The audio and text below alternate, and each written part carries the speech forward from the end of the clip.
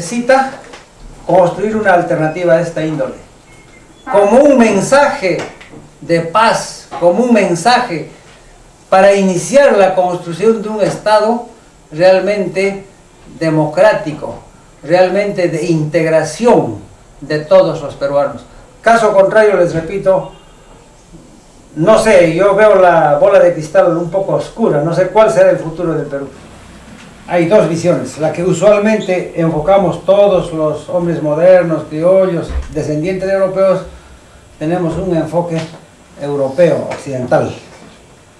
Hay otro enfoque indígena de los pueblos originarios sobre esa misma realidad. Entonces son dos tipos de enfoques. Vamos a hacer estos gráficos desde el enfoque indígena, como un mensaje de integración de todo lo que hemos asimilado de Occidente y de todo el mundo, porque la civilización andina es una civilización incluyente, no es excluyente como otras culturas. Es una idea, es un mensaje, una ideología complementarista, no es de oposición como en otras culturas. Y es una cultura de reciprocidad. Todo esto va orientado a lograr el bienestar general, que en quechua se llama el Allincausay. Es una ideología totalmente diferente, eso es bueno tener bien en claro. No es la ideología liberal o neoliberal que viene de Occidente. No es tampoco la ideología socialista marxista que también viene de Occidente. Entonces, bajo esos parámetros es que vamos a hacer este análisis del proceso histórico de los países andinos desde el periodo prehispánico y luego el pasado poshispánico hasta la actualidad. Un hecho histórico, un referente histórico que quebró la historia del Perú y de los países andinos. Si no tenemos en cuenta ese hecho histórico, no vamos a poder explicar las ideas, porque la parte principal de esta metodología de explicación es ese hecho histórico, la conquista española, o la invasión española, como lo llaman algunos.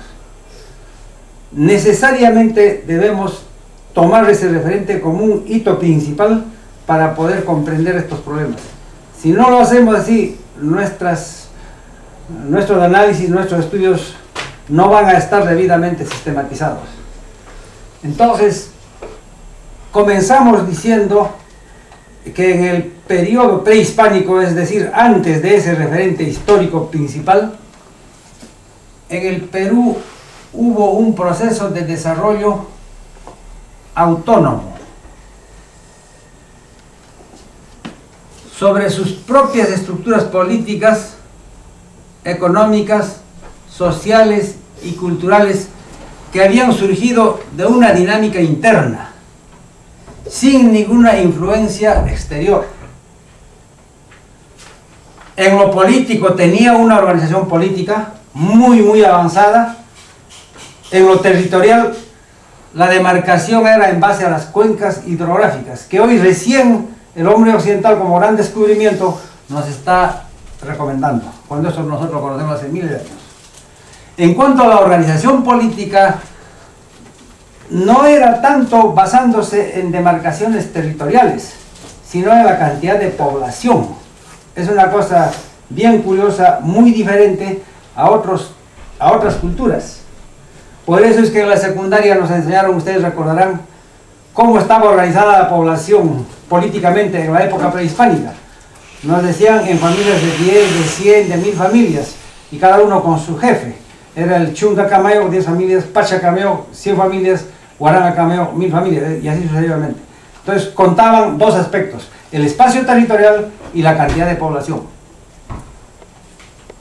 Obviamente, una organización política muy avanzada y diferente a la actual También porque como una entidad intermedia entre el Estado y la familia estaba el Ayllu, que era el conjunto de familias residentes en un lugar fijo.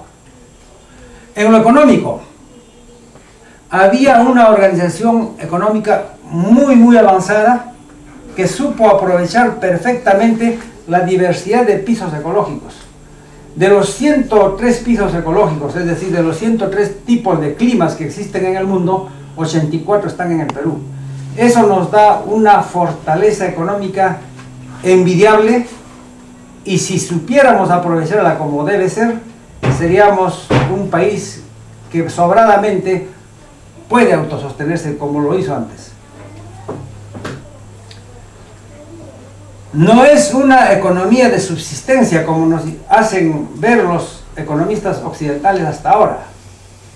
Nos dicen, no, que estos países pobres no tienen capacidad de sostenimiento, que si no viene ayuda de Europa se mueren de hambre. No es así. Es una economía, yo la llamo economía de previsión.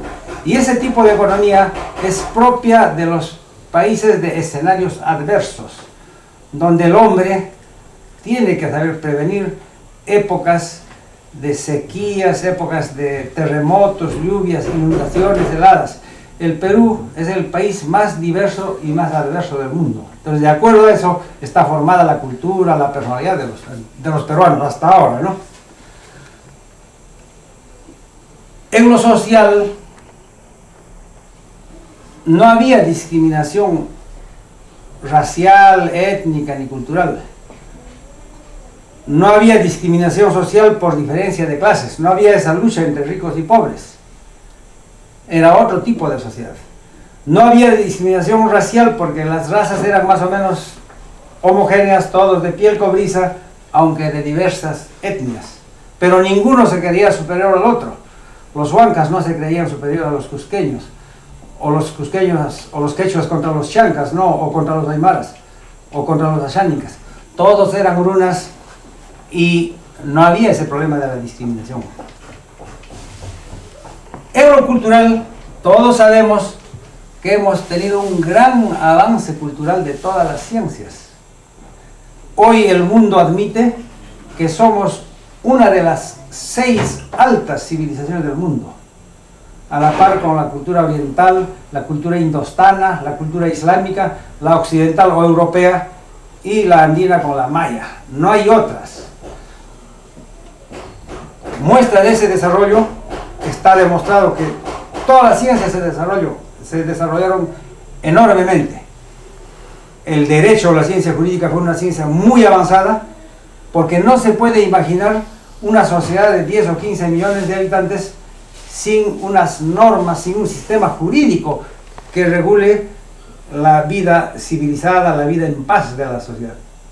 En la medicina ya sabemos, está descubierto, está demostrado que había trepanaciones in vivo, hacían operaciones cerebrales de alta cirugía que hoy todavía no se ha logrado. Otro ejemplo, en arquitectura, en ingeniería, Machu Picchu no es una obra de salvajes, es obra de mucho avance científico. Bueno, todo este proceso de desarrollo obviamente dio como resultado una clase gobernante que había surgido desde las propias bases, y que estas bases veían en su clase gobernante el reflejo de lo que son ellos, lo que les daba legitimidad para gobernar. Entonces, en el último periodo panandino es la clase gobernante de los incas. Todo este proceso de desarrollo por propio impulso, autónomo, independiente, como lo llamemos, se trunca bruscamente con la conquista española para pasar a un nuevo proceso de desarrollo dependiente, primero de España y luego de los países del primer mundo, tal como vamos a seguir graficando.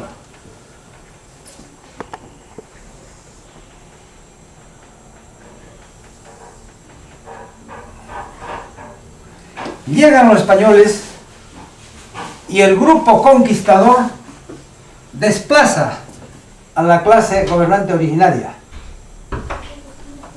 Ya no habrían incas, habrían virreyes, y así todo cambiaría. Y los españoles comienzan a construir en los territorios invadidos un Estado occidental con estructuras, bueno, vamos a graficar, con estructuras políticas, estructuras económicas, estructuras sociales y estructuras culturales traídas de Europa, y para construir ese Estado colonial las aplican verticalmente, sin tomar en cuenta las estructuras originarias acá encontradas. Ahí comienza el problema del Perú, que subsiste hasta la actualidad. En lo político comienza a correr la idea de que este es un país de salvajes, que no tenía ninguna organización política, primitivo, desorganizado, pero lo cual es falso, ya lo hemos dicho. Había una organización, por ejemplo, en cuanto a lo territorial, sobre la base de las cuencas hidrográficas, que recién hoy el mundo moderno occidental está tratando de implantar. Rompen esas demarcaciones por cuencas e inician las demarcaciones artificiales. Lo primero que hacen los conquistadores es darle a cada conquistador, en calidad de encomiendas, grandes extensiones de territorio, encomendándoles la educación, la cristianización de la población indígena. A la postre, las encomiendas de la conquista se convierten en las intendencias coloniales, y en la República solo cambian de nombre por la de departamentos. Ese es el problema que hoy no puede solucionar el Perú en cuanto a regionalización y descentralización. Estamos en tremendos problemas que, para resolverlos, hay que entender este proceso histórico. En lo económico comienza a correr la idea de que este es un país pobre, primitivo, de mera subsistencia, que si no viene ayuda del extranjero nos morimos de hambre, lo cual es falso. Está demostrado que los incas tenían una capacidad de previsión hasta de 50 años. Huaicos, sequías, terremotos, excesivas lluvias, inundaciones. Paradójicamente, uno de los propios cronistas españoles, Juan Polo de Ondegardo, en 1552 es quien demuestra esa capacidad de previsión, sin darse cuenta, desde luego, cuando describe que las guerras civiles entre los españoles disputándose los territorios conquistados eran con ejércitos de 3.000 a 4.000 soldados que en sus campañas se alimentaban y se vestían con lo que encontraban en los tambos. Miren, Pizarro llegó en 1532 y las guerras civiles en 1552. Todavía 20 años después los tambos estaban repletos. Entonces no pueden decirnos que somos una economía de subsistencia. Somos una economía de previsión. Y eso se ve en la práctica, en la vida real, hasta la actualidad.